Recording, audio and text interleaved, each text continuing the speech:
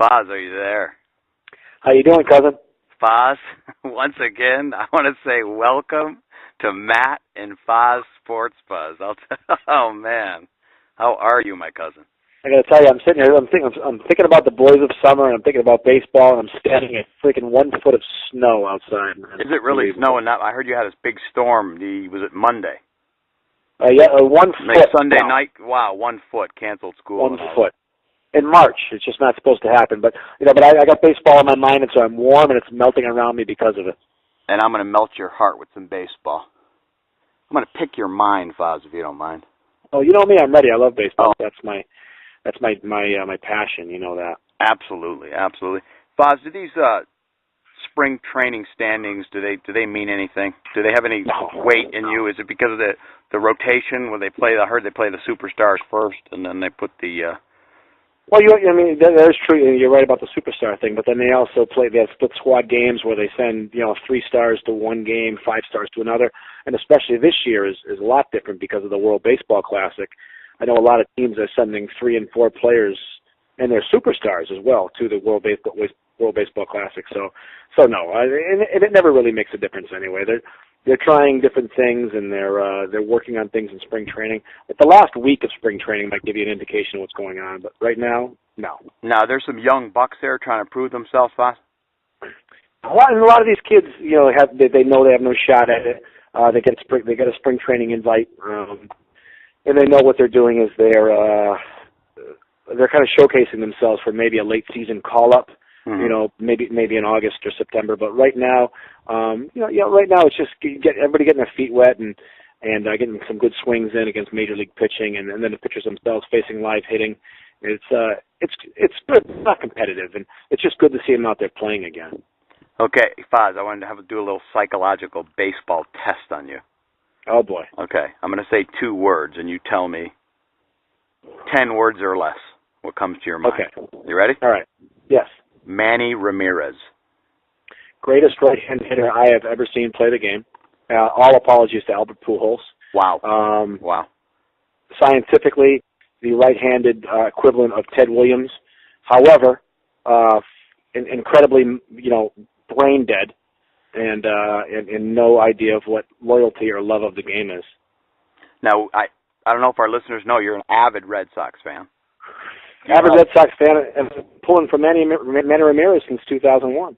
Do you share any of the prejudices? I hear some prejudice come out of Boston. The papers seem kind of I wouldn't say tainted, but they are. Yeah, they are. The Globe is, the Herald is. So they're tainted with the Red Sox prejudice, which is kind of understandable. I mean, for what he did there. Sure. What he did there. Well, let me throw 2 sides out at you. Okay. I'll start off with a Manny lover side, and tell you that he is, and I mean this wholeheartedly, and anybody who knows baseball and who can see through what happened last year will know this.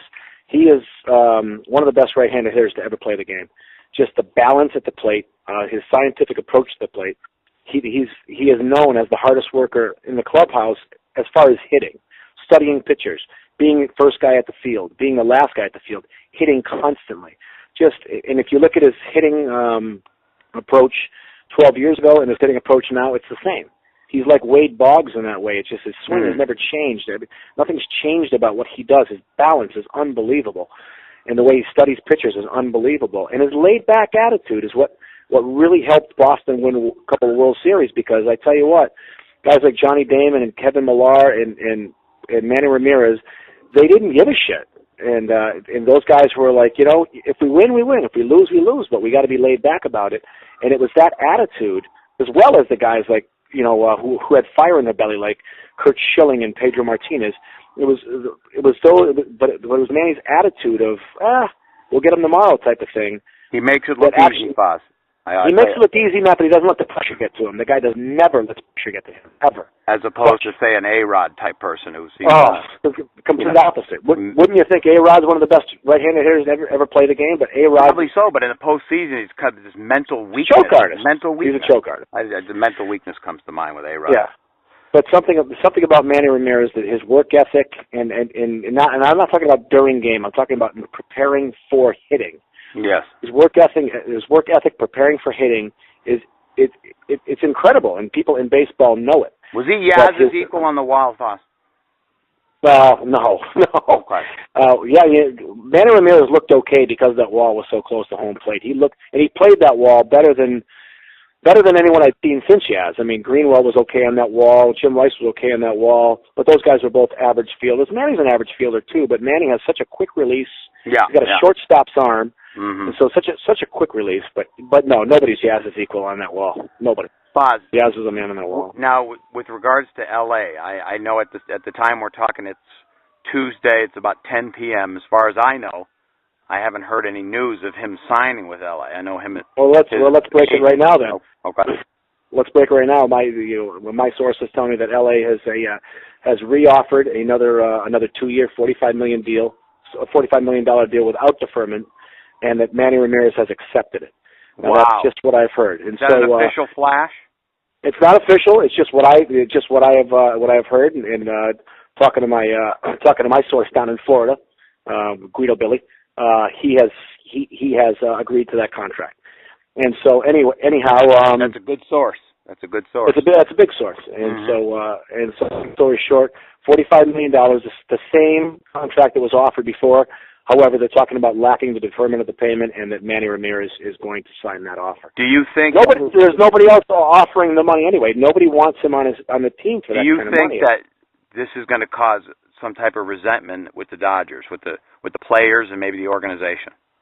I don't think so. I think the Dodgers Manny puts butts in the seats. There's no, especially in Los Angeles, where. And I think the Dodgers, as far as what I read, the Dodgers need him. They do. They need someone who puts butts in the seats. And I lived in Los Angeles, and I tell you, there's a laissez-faire, laid-back, show up in the second inning and leave in the seventh inning type of thing that actually is good for Manny. Yeah, but it's also he'll fill the seats. I also want to. I sang Manny's praises for a couple there, but I need to hit on one thing for about 30 seconds. His exit from Boston will never, ever, ever be forgotten. It'll be a black mark. It'll tarnish his legacy. And no matter what he did in Boston or for Boston, it'll be remembered for a long time. Now, if he ever goes back to Boston, he'll be cheered, and he'll also be booed by a lot of people. But I tell you, what he did in assaulting Kevin Youkilis and assaulting a 65-year-old traveling secretary and quitting on his team, and then his team voting him 24-1, voting him out of the clubhouse. Well, that's unprecedented. A guy who I just compared to Ted Williams as a hitter got voted out of his clubhouse 24-1, and wow. that's unprecedented. Powerful. And so what Manny Ramirez did, I believe, was tarnish his own legacy, and he quit. And it'll never be forgotten. And he quit on one of the storied franchises in baseball. It's not like he quit on the Kansas City Royals. This is something that will never be forgotten. And I'm going to read you a small quote, Faz, and you tell me if you agree or disagree, or maybe you want to elaborate on it. This is from Nate in Dallas. He's ringing in here. He says, "Isn't it pretty obvious Manny will take the contract currently on the table from the Dodgers, but because he is a lazy, pathetic excuse for a professional, he is rejecting it for one reason.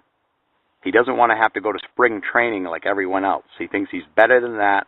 For image's sake, he'd rather make this contract dispute one over money than over his commitment to helping the Dodgers." Who wrote that? Nate from Dallas. Nate, you are one thoughtful young man. I'll tell you that. I think that Nate hit on something there, pal. Manny Ramirez is big on going easy and being lackadaisical in spring training. He is huge on quitting during the All-Star break. He is well known for quitting in late July and early August because he needs time off. He's a time off guy, and so I think that has a lot of merit to it. But Peter Gammon said it, and Peter Gammons to me is one of baseball's best thinkers. And Peter Gammons has said that, you know what, Manny Ramirez, all he needs is 4 swings to get himself, 4 at-bats to get himself ready for the season, and I believe it. However, I do think that he needs to endear himself to a crowd out there. He needs to put a positive spin on what it is that he's doing, and this isn't helping. And so I think Nate in Dallas, you are an astute young man, and I agree with that. Heads up. Nice, Tony. Okay, can we play the psychological test again? Let's go. Alex Rodriguez. A-Rod. Oh, man.